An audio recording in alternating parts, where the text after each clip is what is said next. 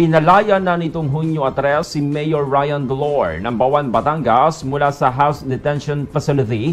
Ayon po yan sa utos ng House Committee on Public Accounts na pinamumunuan ni Representative Stephen Paduano.